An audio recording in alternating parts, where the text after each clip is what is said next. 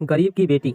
एक बार की बात है, एक गरीब लड़की रीना व उसकी माँ लक्ष्मी सड़क पर जा रहे थे। वह अपने गांव से काफी दूर पहली बार इस शहर में आए थे। कुछ आगे आकर वह दोनों एक चाय वाले की दुकान पर रुक गई।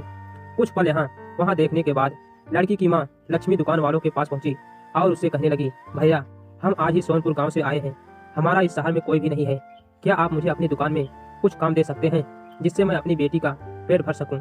इस पर चाय की दुकान वाला कहने लगा, बहन मेरे पास तुम्हारे लिए कोई बड़ा काम नहीं है और ना ही मैं तुम्हें इतने पैसे दे पाऊंगा। इस पर लक्ष्मी कहने लगी, भैया मुझे पैसे की जरूरत नहीं है, मैं आपके बर्तन भी मांज लूंगी, बस आप उसके बदले में मुझे इतना खाना देना कि जिससे मेरी बच्ची का पेट भर सके। दुकान वाला कहने लगा, ठीक है बहन, लेकिन तुम रहोगी कहाँ।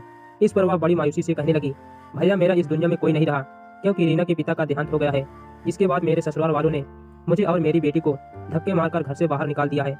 वह बोली, अब तो मुझे ही अपनी इस बच्ची को पालने के लिए कुछ न कुछ काम करना पड़ेगा।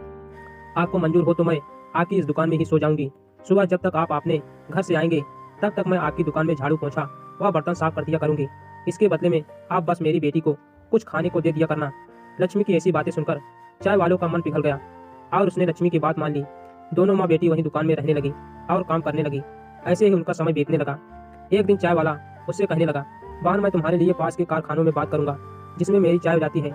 उसके मालिक का स्वभाव बहुत अच्छा है, उनके पास तुम्हारे लिए कोई काम होगा तो वह तुम्हें अवश्य काम देंगे, जिससे तुम्हें व तुम्हारी बेटी को एक अच्छा ठिकाना मिल जाएगा।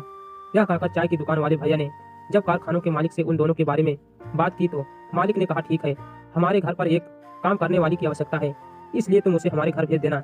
वह चाय वाला लक्ष्मी उसकी बेटी को मालिक के घर भेज देता है, जहाँ पर मालिक की पत्नी लक्ष्मी को घर का पूरा काम समझा देती है और साथ में यह भी समझा देती है कि तुम्हारी बेटी रीना मेरी बेटी समायरा से दूर रहे, जिससे उसे किसी भी तरह के इन्फेक्शन या बीमारी का खतरा न रहे। एक दिन लक्ष्मी रसोई में काम कर रही थी कि अचानक उसकी बेटी रीना के चीखने की आवाज सुनाई देती है। लक्ष्मी भागकर वहां जाती है तो देखती है रीना ने समायरा की फ्राक हाथ में ले रखी है और उसे देखकर बहुत खुश हो रही है। इतने में मालकिन भी वहां जाती है और लक्ष्मी व रीना को डांटने लगती है। वह कहती है, लक्ष्मी मैंने तुमसे कहा था ना कि समायरा की किसी भी चीज को मत छूना और उससे दूर रहना। यह कहते हुए मालकिन समायरा की उस फ्राक को रीना को ही दे देती है और कहती है, अब इस फ्राक को तुम ही पहनना। यह कहते हुए गुस्से से चली जाती है। एक दिन मालकिन वह लक्ष्मी के पास बाजार में सामान खरीदने के साथ में जाती है और रीना और समायरा घर पर अकेली रह जाती है। वह दोनों अलग अलग खेल रही थी कि अचानक समायरा को चक्कर आ जाता है और समायरा बेहोश हो जाती है।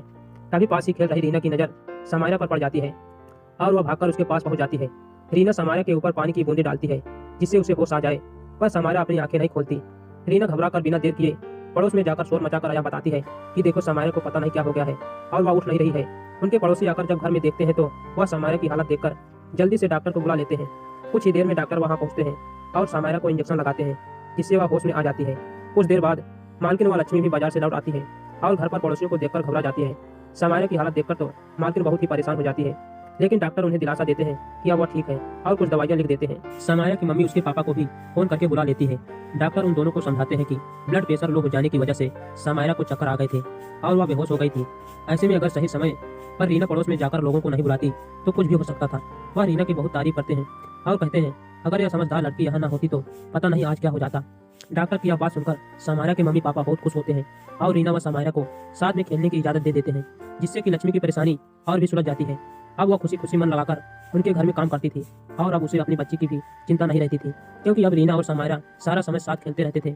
इस प्रकार एक गरीब माँ और उसकी बेटी जिसका कोई सहारा नहीं था, उन्हें सहारा मिल जाता है और खुशी खुशी उसका जीवन व्यतीत होने लगता है। इसलिए हमें कभी भी जीवन की कठिनाइयों के सामने हिम्मत नहीं हारनी चाहिए और डटकर उनका सामना करना चाहिए।